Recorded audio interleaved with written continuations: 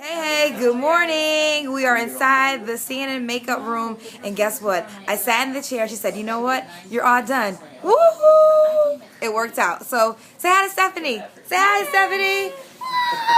Okay, so listen, can I break it down to you? I'm working on 2 hours of sleep because I don't usually party, but it was for a good cause. My dear friend Kiafa, who is Mrs. Vic, was in town with her hubby Michael Vick last night. So they had a party with them, my Philly crew in Atlanta. So only got 2 hours of sleep, but you can't tell. I just put extra makeup on. And speaking of Philly, here is Jared.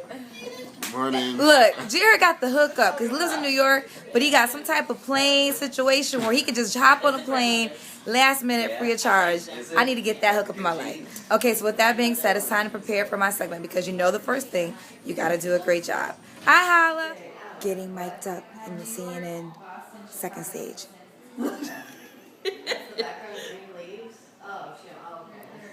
The trick is to try to hide the mic. And hopefully my weave doesn't make it sound loud. About that and more are two of our favorite radio personalities, V103 Entertainment correspondent Kendra G and Q100's host of The Burt Show, Burt Weiss.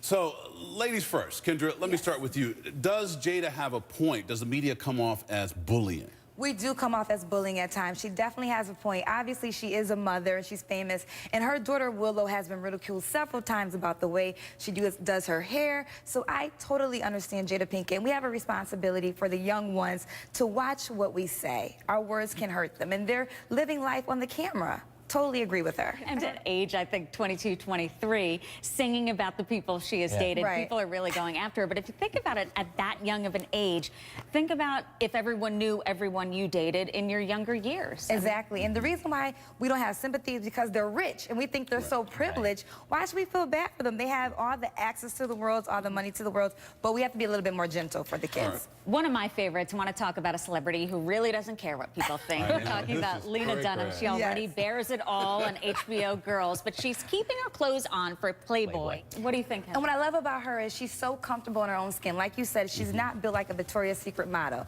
And I'm not really the biggest fan of women posing for Playboy, but in the pictures so far, she's not even bearing that much. And I think this also brings her to a different audience, and that's why I love her so much, because she actually is built like a real woman. You know, I got hits too. That's why I love her so much. She's the creator of the show. She's a very smart woman, and young girls can look up to her. Exactly. And speaking of looking up to women. Michelle Obama and April's cover of Vogue. A lot of people say she's overexposed. What do you think? This all became because she was a part of the Oscars when she gave the Best Picture award. I love Michelle Obama. I personally cannot get enough of her. I love her grace, her dignity. I think she's the perfect representation of the First Lady. So me, I can't get enough. I'm going to see her every single day. It's not like it's Cosmo. We're talking about Vogue here. Either way, I think it's just a different age now. I think we want to see inside the White House. I think we want to see inside the First Lady. I don't feel she's overexposed, not even a little bit. Great. And especially when she wears clothes from the Gap and things like that. She's very sort of common, every woman. And she's very regular. Like, I feel like I could actually be the First Lady one day after seeing Michelle Obama because she becomes so normal. That's why I love her so much. She's a brilliant woman who's a great example to kids battling childhood obesity as well. Burt and Kendra, great to talk to you both. It's fun. Good to see you both.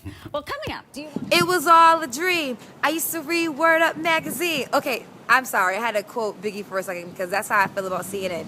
I remember I was leaving the Phillips Arena, which is like right behind down there, and it was Ryan Cameron night, and it was the Hawks versus the Bulls. And I left out there. I saw the CNN sign behind me, and I said, that would be my next hustle. Within 2 weeks from that moment, I was on doing CNN Saturday mornings, and I want to just let you know that dreams really do come true.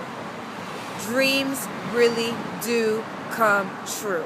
If it can happen to me, trust me, I am no different than you. Only thing is I believe in myself to the bottom of the core, but I believe in God more than I believe in anything, and I believe if he can make it happen, it's going to happen, and I believe that he will always do it. So I want you to know that if I can do it, you can do it. I want you to be inspired because I love you and I believe in you. So with that being said, it was all a dream, but now it's my reality. CNN. I can't rap that well, but you know what I'm trying to say. Holla!